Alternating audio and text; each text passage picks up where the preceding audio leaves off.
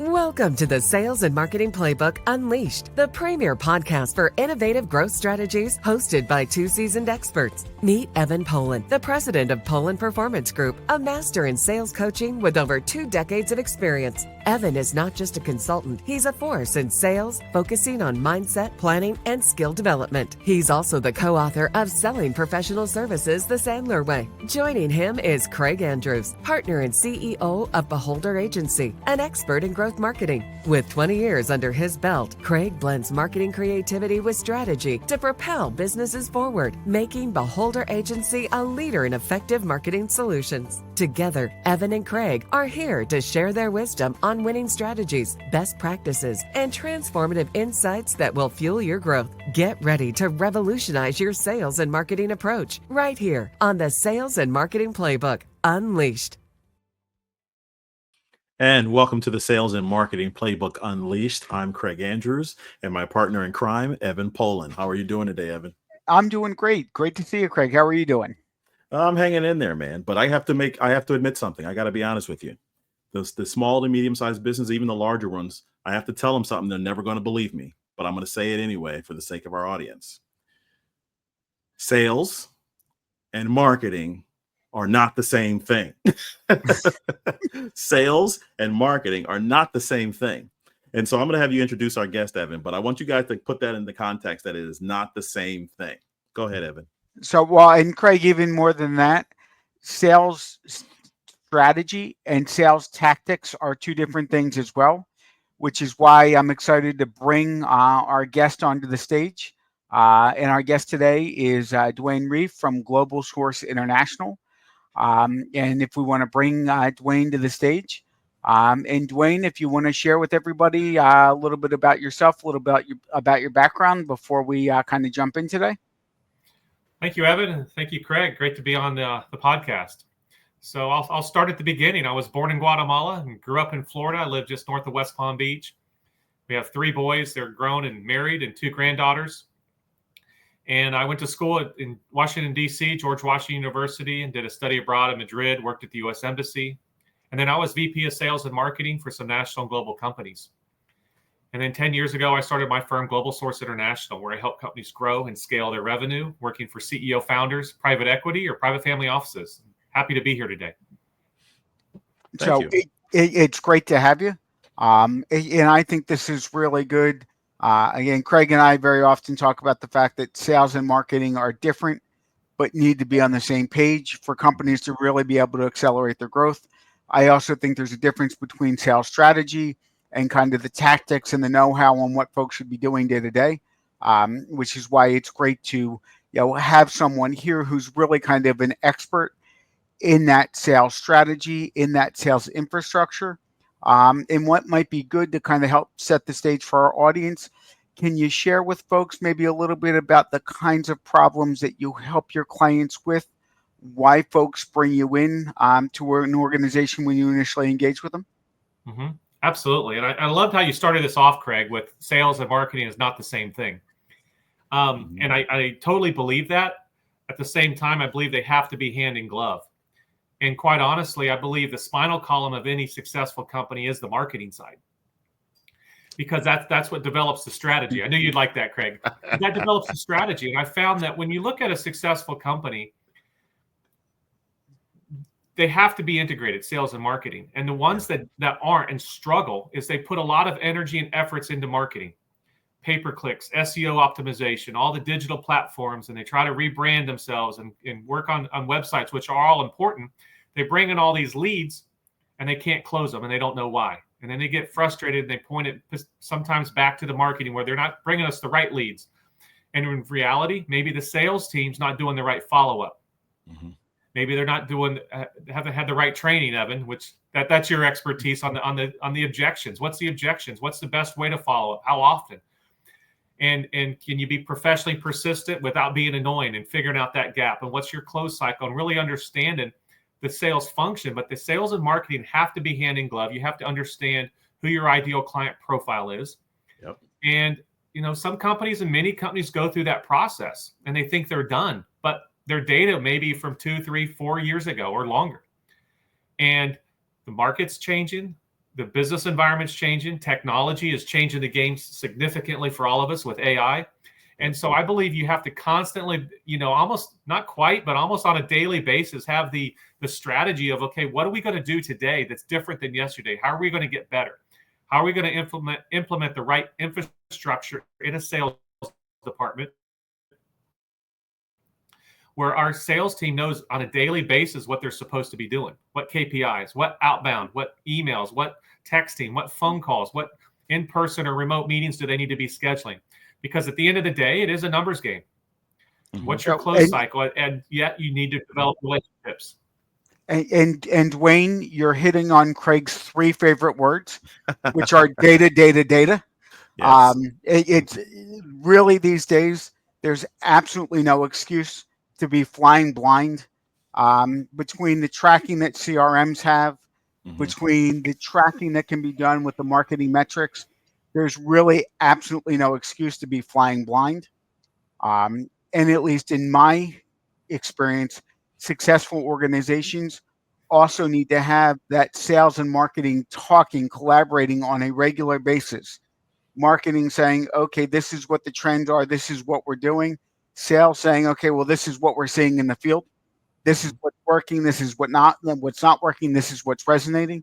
And the other thing that, and maybe we can talk to this a little bit as well, is the third piece that's really important is having the owner involved and making sure that everybody understands the vision of the organization. I don't know, Duane, about your experience. My experience, unfortunately, too frequently, the owner, the founder, thinks that people can read their mind. They just assume that everybody knows where the founder wants to take the organization. But I find that that's not always the case. Yeah. What is your experience with that? Yeah, I agree. I think, from sales, and I've been in sales my whole career, it lives in the I think world. Salespeople are great at, I think we're going to be up 10%. I think we're going to land this client. I think we're going to do this. And it's gotten to the point where I don't care what you think. What's the data say? Yep. And you have to know what the data is, and you have to have access to the data through a well-operated, a well-run CRM is a good place to start. And once you know what the data is, now you can develop the right strategy. You can develop the right, infrastructure, what you need to do, and hit the targets that you want to hit. And whether it's new verticals, new markets, new market share growth, but so many companies don't have access to that data. They don't know which clients are more profitable than others. They don't know which products or services are more profitable than others. They don't know for sure what their lifetime acquisition cost of a client is. Yeah. And then they're kind of shooting in the dark. They're shooting from the hip. They're in that I think world. And once you have an infrastructure that is sound and bulletproof, once you have a pipeline that is verifiable and provable, and you can prove the strategy that you've developed, and you can execute it, and you know what the numbers are saying, now you can invest even more in the marketing and the sales time and the deployment of capital. And the sales and marketing piece is very, very expensive in most companies. People spend a lot of money, from professional services to hiring the right people, the right technology, getting the right consultants, the right training, the right infrastructure. Yep. And if you don't know what that data is, you're kind of just, your strategy is hope. And that's not a great strategy to hang your hat on. And, I'll jump in there, Duane, and I'll say this. Marketing takes a lot of beating because they are very expensive. And part of what we spend most of our day doing is literally talking with the owners, talking with the key people within the organization, and really grill them, right? Because one of the things that happens is that, we'll walk in and they'll have a lot of assumptions, and they'll go, this is what we did in the past, and it's always worked. And to Evan's point, I'll go, show me the data that can support that situation. And from a marketing perspective, you can do a lot of hoping, but I think the key part to this, in all of that information that you just referenced, is we try to say, how do we keep it as simple as possible, get some simple wins, and then we build on the simple wins from a marketing perspective, and we build from there. Right. Talk about maybe a real world example, or maybe not to say the client, but a client that has gone through that, who've actually seen the transformation going through that simple journey. Sure. I think, sales, the actual sales process, I believe should go into 3 separate buckets. Should have short-term, medium-term, and long-term opportunities. Short-term, 30 to 60 days. medium term up to 120 days, and then long term, that 12 to 36 month cycle. And every day you need to be adding a few tokens into each bucket. But in the beginning, you should be adding to the short term and medium term. You need to, I call it keep the lights on strategy. You want to add cash flow to your growth. In some companies, my opinion, if you're not growing, you're dying because you have attrition, you have issues, you have market conditions. You've got to be outpacing your market share growth for a robust company. And companies, there's three types of companies I work with. Companies that want to hold long term and be that evergreen company that spans decades.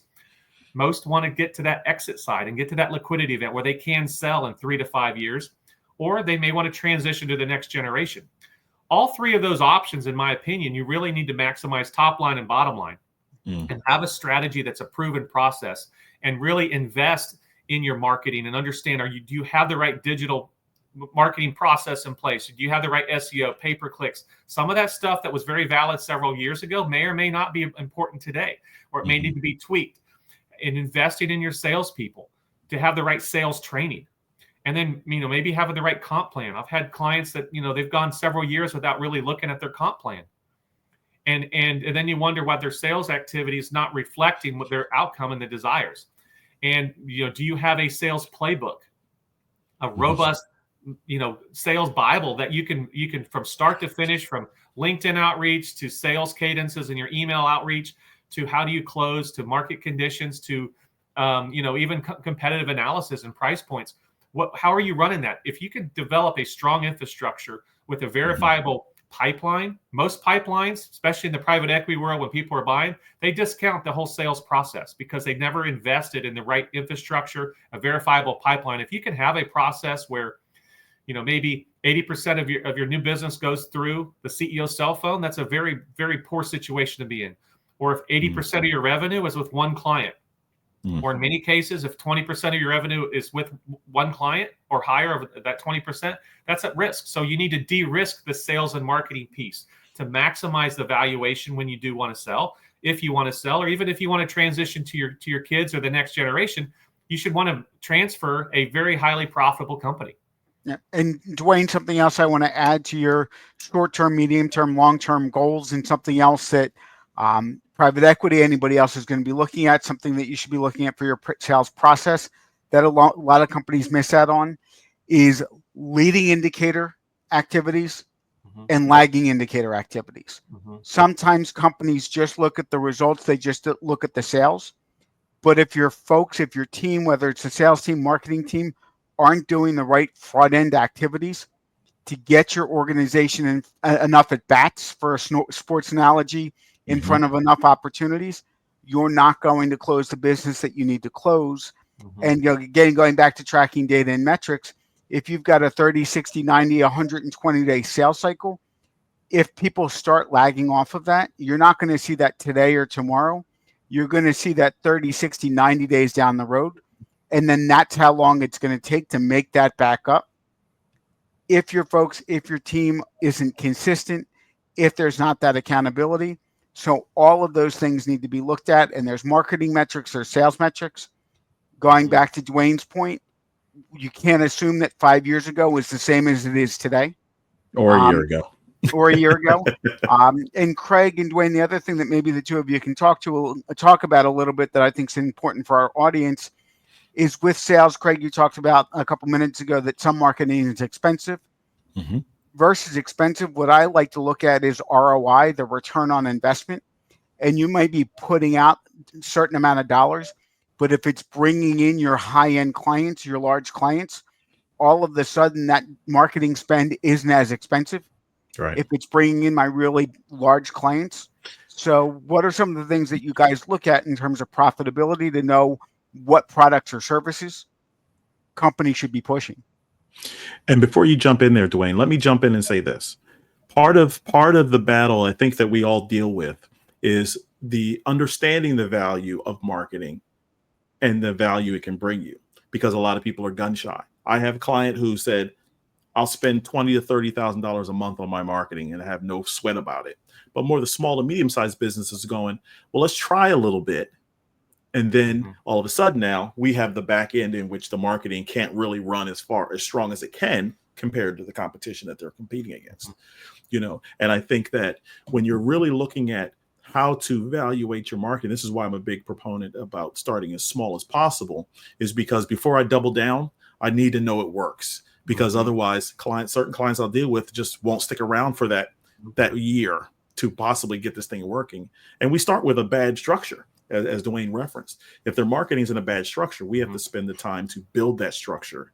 And a lot of times it's hard for them to stick around long enough. Duane, what's your side to that? Yeah, I love that, because for me, it's the proverbial crawl, walk, run. And you have to do it in that order. We get really impatient. I do, at least. I don't like to crawl and walk, but it's very important. So you understand what your ROI is. I think you should have a 10x ROI in every dollar you spend in sales and marketing. So every dollar you should have $10 of new business. Now the challenge becomes in what kind of timeline: 1 day, 3 days, or 3 years. And we don't have 3 years to wait. We know 1 day is not realistic. So what's your close cycle? Obviously that's a challenge to kind of figure out. But once you have a provable process, like you said, that you could verify based on the data, and you're tracking the correct data.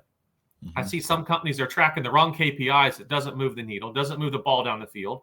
And then some don't have any really very robust KPI. They don't have good dashboards to look at, or their data is old. You don't have confidence in the data, or it takes them 60, 90 days to close the books of a month. And so they're really looking, they're trying to, we're in August now, and they're still trying to close, June or maybe May. And so they don't have good accurate data. What time you get it, it's too late to do anything with that. Yeah. So how quickly can you get to as live data as possible? And then once you know that your process and your infrastructure and your strategy is working, you absolutely can double down. And that's when it becomes fun, because now you have very fast, scalable growth that's provable. And you're getting your ROI. That helps with cash flow for the growth you're wanting to do. And then you can do a lot of really cool things, whether you're holding long term or you're wanting to sell, if you're in a very fast-paced, scalable environment. I love it. So in terms of what specifically you mentioned in terms of the right data from a sales perspective for both of you, actually, what data would you say is hardcore, one that every business, whether it be large or small, if I limit it to two, let's say I limit it to two, what are two metrics from the sales perspective that you guys would say is important to start now? Oh, limiting a complex situation down to two. I love that. So, I think it has to come down to margins. You have to know, are you making money by product or service that you're selling, and by client? And if you don't have that data, it's really hard to develop a robust strategy. It's really hard to train your salespeople on how to close more if you don't know what that absolute number. And some companies struggle on what their margins are, and what, gross margin and net margin, and they have different definitions. So really you have to hone in on margins. I think it's really important. And then your close cycle. What's your close cycle to close business? And you have to really understand what that is, because it is a numbers game. Now you need to know what your close cycle is, so you can manage that top of funnel, which helps the marketing piece. What kind of leads are we getting in? Are we getting in the right ones? Because one of the things that I hear pushback in sales so many times, and most people can't argue with, a sales guy says, hey, we need to drop our prices. We're not competitive. And what do most people do? They get in fear, and they're like, okay, we'll give them 5% off. Go kind of close it. And I tend to say, if we're too expensive, we're talking to the wrong clients. And that's not true across the board. I get that. And there's always gray areas. But in general, if you talk to the right client and you are a value proposition, whether you're selling the products or services, they'll want to pay. They don't want to pay lowest price. They want the value. They want the quality, and in sales, we have the three. You have price and quality and availability, and you only get to pick two. Right. Yep. And unsuccessful salespeople want to push for three, and you can't. It's impossible to do it well long term. And so once people understand that you're selling quality or an expertise or availability, and then we still need to add value, because no one has an unlimited checkbook. But really understanding that and who your ideal client is helps with the margins, and then what's your close cycle. So in first jumping on what Duane said, an exercise that I like to do with my clients when they say, oh, yeah, it's all about price and, getting all this price pushback, I suggest to my clients that they turn around and talk to the prospect and basically ask them 2 or 3 questions. might say, hey, Craig, in your space, in your industry, who's known as the cheap vendor? Who's known as the cheap provider? They will always come up with 2 or 3 names of who those cheap. My next question is, what's the reputation of those companies?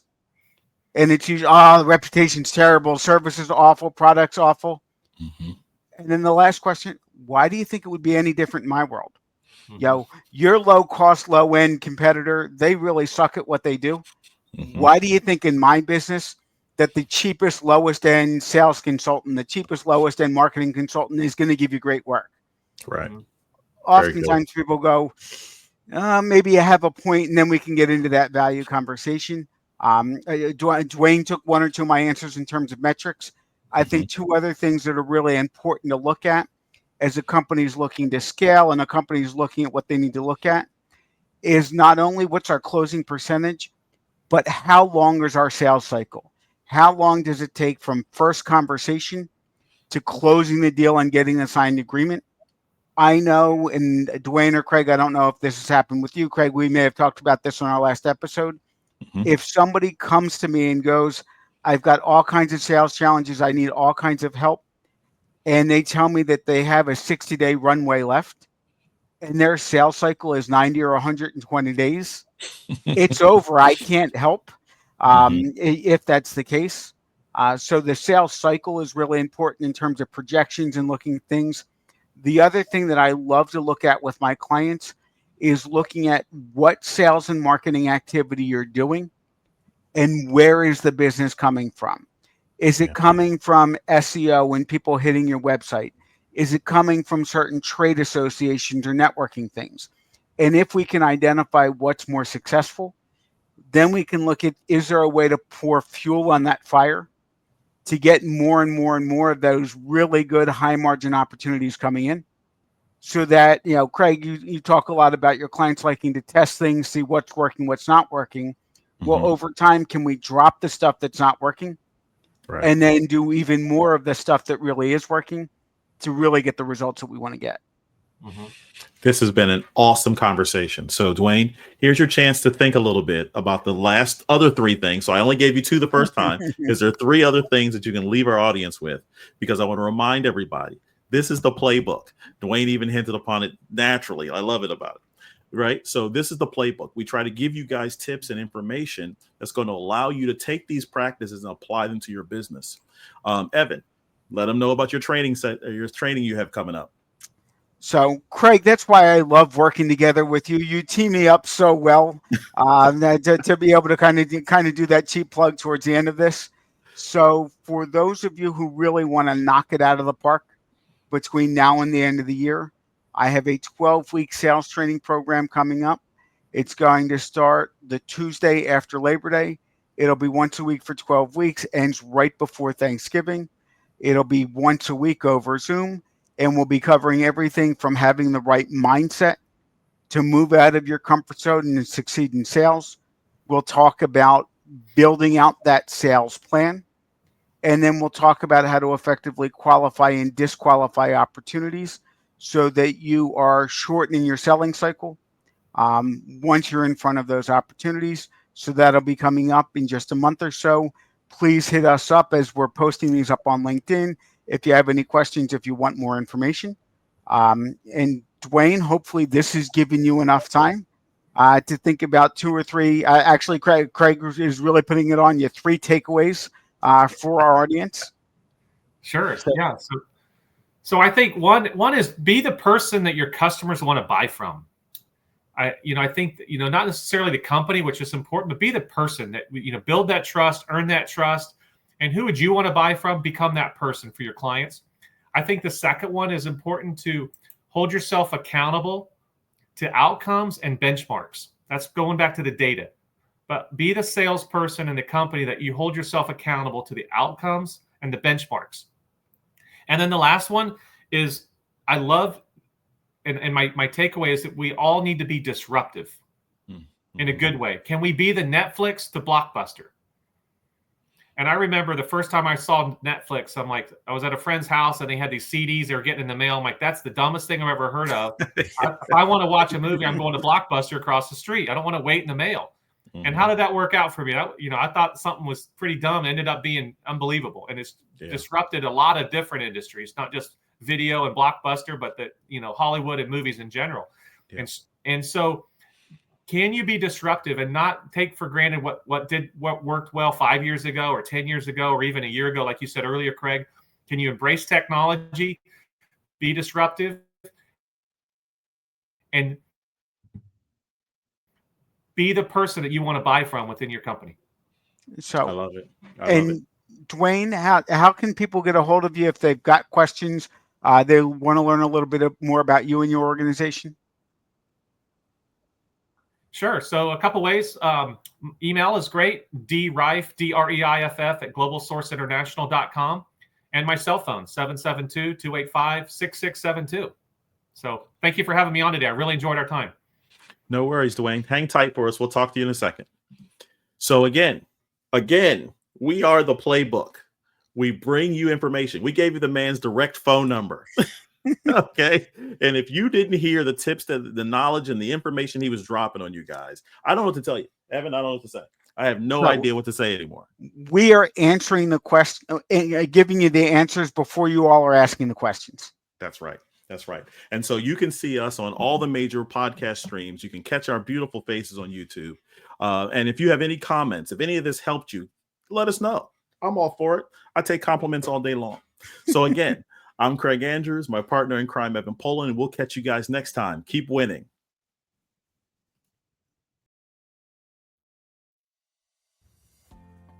Thank you for joining us on this exhilarating journey through the world of sales and marketing. Remember, the playbook is in your hands and the possibilities are limitless. Keep exploring, experimenting, and innovating, and watch as your business reaches unprecedented levels of success. Don't forget to subscribe to the Sales and Marketing Playbook Unleashed on all major podcast platforms, and follow us on YouTube, Facebook, and LinkedIn for even more exclusive content.